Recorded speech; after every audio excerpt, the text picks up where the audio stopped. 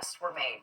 And for the second time this week, skeletal remains were found in Dumbo in Brooklyn Bridge Park. Medical examiner's office is heading the investigation. They say the bones from both locations seem to belong to one individual, and they're still trying to identify that person. All the remains were discovered along Water Street near Jane's Carousel, which is a major tourist attraction. This has people who go to that area often pretty concerned. Apparently, some bones washed up on the coast. No. Yes. That's terrifying. Like, don't say that. No, that's terrible. No, yeah, I'm like, no, my grandpa is so anxious. But, human bones. Police are still trying to figure out if this is a homicide. Now to the new push to find ways to create more affordable housing in the 5 boroughs. Mayor Adams today signing an executive order that would have city agencies look for potential on city-owned sites. Fox 5's Linda Schmidt live in Hell's Kitchen with more on how it would work. Linda.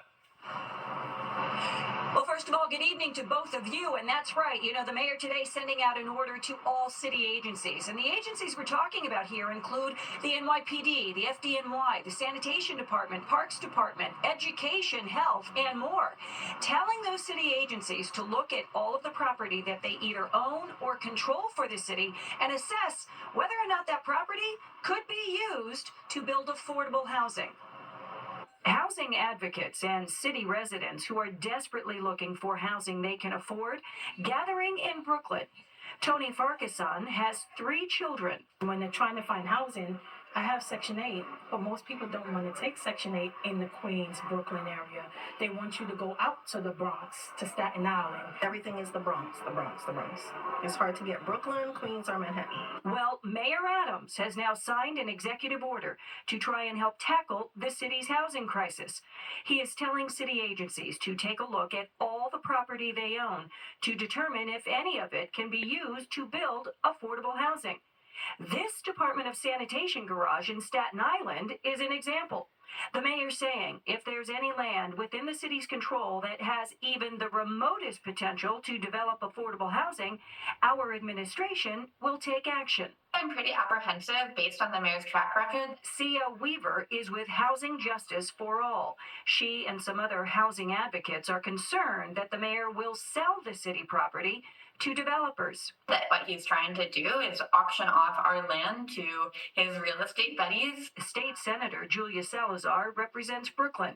She, too, wants to make sure that whatever city-owned property is developed remains affordable housing. Being very selective about who is able to develop on that land and what that housing actually looks like. And back here live tonight, city officials say they expect to have a list of locations by early next year. Back inside to you. All right, thanks, Linda. Well, tributes are pouring in. To you. All right, thanks, Linda. Well, tributes are pouring in tonight for Bill Pascrell Jr., the 14-term congressman from New Jersey who died today. The 87-year-old Democrat and Paterson native served in the Army and taught school before being elected to Congress in the late 90s. Fox 8's Teresa Priolo takes a look back at his life and legacy. The gentleman from New Jersey, recognized for 1 minute. Congressman Bill Pascrell was nothing if not feisty. You sold out. It's a shame. I like most of you. Well, you're on the wrong path. And it took you 7 years for this? I will never yield. I will never yield.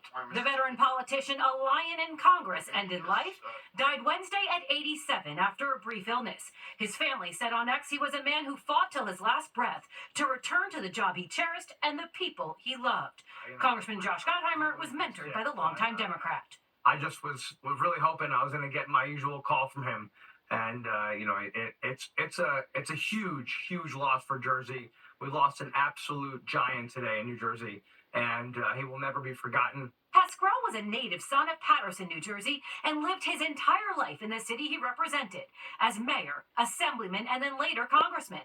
He was also a high school history teacher, an adjunct professor, president of the Paterson Board of Ed, an Army veteran, and even coach of the congressional baseball team.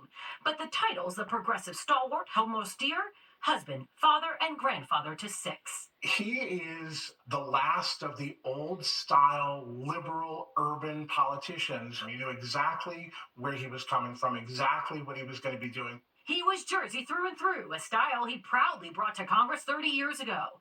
Pascrell was a founding member of the powerful House Homeland Security Committee in the wake of 9/11. He was a champion of first responders, and friends say he wasn't afraid to fight for those who put their faith in him. He lived a life well lived. He kept his faith in his forefront. He knew that integrity meant doing the right thing even when no one is looking. In the wake of his passing, Patterson's mayor, Andre Saya, a potential replacement for Pascrell, said, quote, "On a personal level, he was a mentor and friend. Both times that I was elected mayor, he swore me in. Congressman Pascrell's legacy will positively impact the lives of future generations, and he will be sorely missed." Pascrell was running for re-election when he died. State Democrats have 6 days to remove his name from the general election ballot in November, and then an extra 2 days to fill it with another name. Because of New Jersey's special election laws, that seat will remain open until a new lawmaker is sworn in January. In the newsroom, Teresa Priolo, Fox 5 News.